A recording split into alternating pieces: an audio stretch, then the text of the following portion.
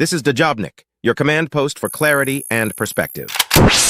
Now, Eylon Levy joins me in the studio. He's the spokesman for the Israeli government. Lovely to see you in the flesh. Hello, good to be here in the studio. I know you've had a very, very busy 3 months. Let's talk about Lord Cameron and what he said about the conflict in the Middle East this week. Am I worried that Israel has taken action that might be in breach of international law because this particular premises has been bombed or whatever? Yes, of course.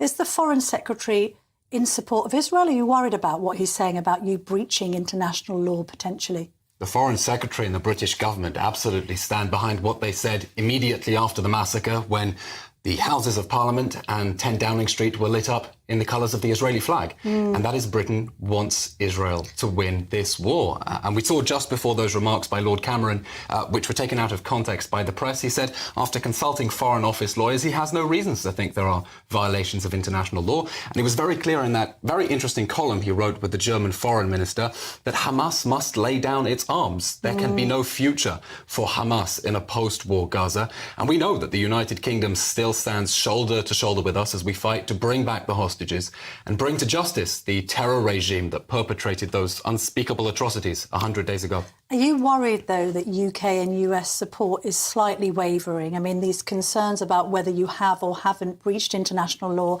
I take your point about this perhaps being taken out of context. But there is this sense to which the Western world and the international community are keeping their eyes closely on Israel and Israel's behaviour, which wouldn't suggest that they have full support, that everything that Israel's doing. Is that fair to say?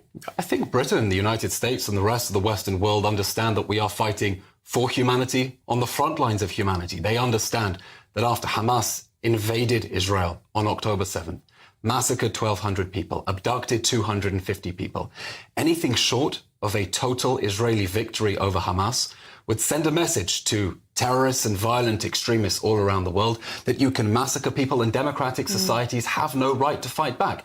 And let's be clear, that is what the protests on the streets of London yesterday, the pro-Hamas march, is calling for. They are calling to save Hamas from the consequences of its actions. And we know that Britain stands shoulder to shoulder with us because as we see, even people on the streets of London yesterday calling for Houthi attacks against British ships, they understand that we're on the same side. Some marchers will say we're not pro-Hamas, we're pro-Palestinians. They would say that. And they'll be worried about the growing death toll in the Gaza Strip. Of course, but if they were truly concerned about Palestinian civilians, they would call for an end to the fighting that sees Hamas surrender. Well, when will the fighting end? Is that when Gaza's destroyed or when every Hamas terrorist is killed? Or is it actually when the US and the UK and others say, OK, enough's enough?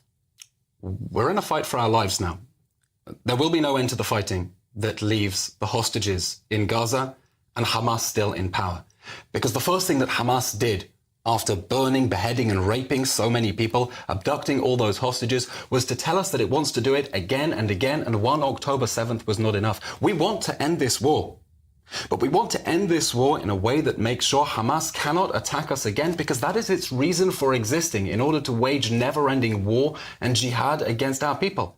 And so if anyone thinks we're going to abandon the vulnerable hostages in the Hamas terror dungeons, they're sorely mistaken. But how do you assess a sort of victory for Israel in this? Because it could be a case of numbers. We know that key targets, key Hamas leaders have already been taken out. Well over 8,000 Hamas terrorists. But how many need to be taken out for this to end?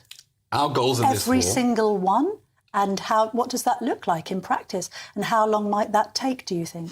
Our goals in this war are to bring back all of the hostages. There will be no one left behind. We do not intend to abandon them there.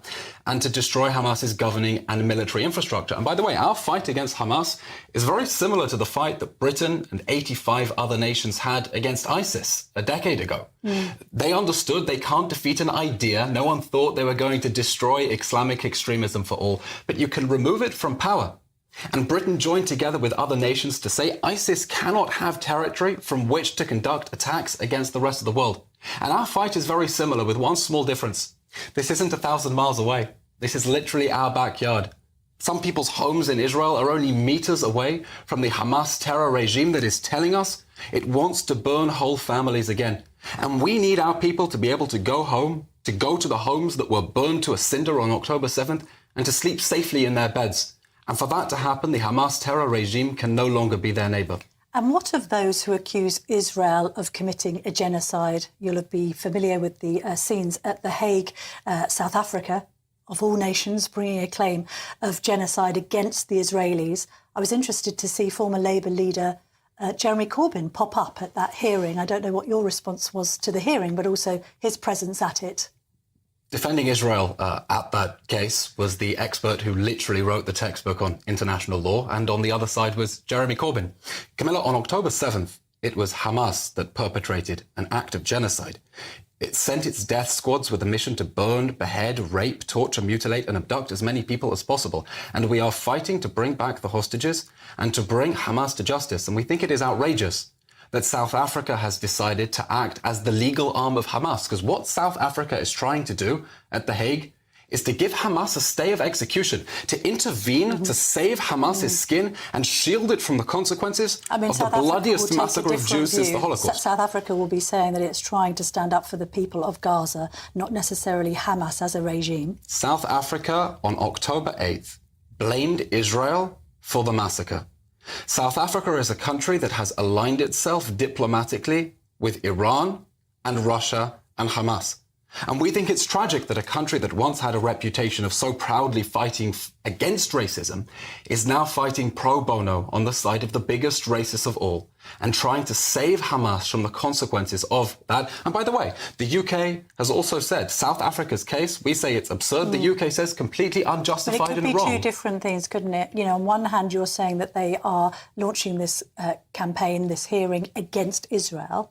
It could just be that they're launching it in support of the people of Gaza because there are legitimate concerns about the number of civilian casualties.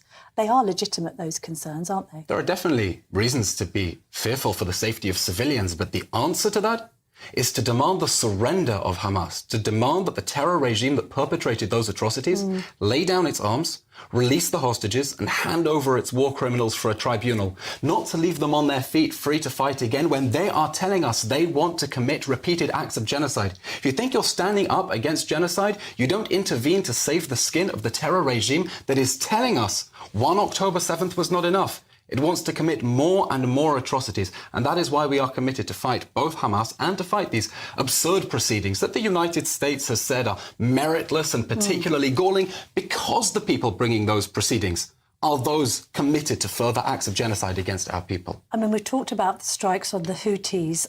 How concerned are you about full-scale war breaking out with Iran? I mean, so far Iran seems to have been hiding behind some of its proxies, but at the same time, you'll understand that people watching and listening to this show are very worried about Britain's involvement in the escalating situation in the Red Sea. Yeah. And by the way, the escalation is a reminder of the importance of the UK-Israel alliance, because on the one hand, you have the rapists of Hamas and pirates of the Houthis who are allies. On the other side, the UK and Israel are allies, and it's clear that we are on the same side fighting for international peace and security. Now, we do not want to see an escalation. We have been warning since October 7th. We are going after the October 7th monsters. We don't want to see this escalating. Unfortunately, Hezbollah, the Iranian proxy in Lebanon, decided to join this war on the side of Hamas. It's fired over 2,000 rockets into Israel. It's led to 80,000 displaced Israelis who have not been in their homes for 3 months and can't go back to their homes because Hezbollah is shelling them. And we are warning them, enough is enough. Desist, back away from the border as UN Security Council resolutions require, back off or we will have to push you away. Because our people need to return to their homes in peace and security. We don't think it's very much to ask for. We want there to be a peaceful diplomatic resolution. But if that does not happen, we are prepared to fight to get our people home to safety. Thanks for watching. If you're eager for more, click right here or dive deeper at www.dejobnik.com. Your insights matter to us, so if there's a topic you're curious about, drop a comment below. Don't forget to like, share, and hit subscribe to stay updated with our latest content. Until next time, stay informed and inspired. This is Dejobnik signing off.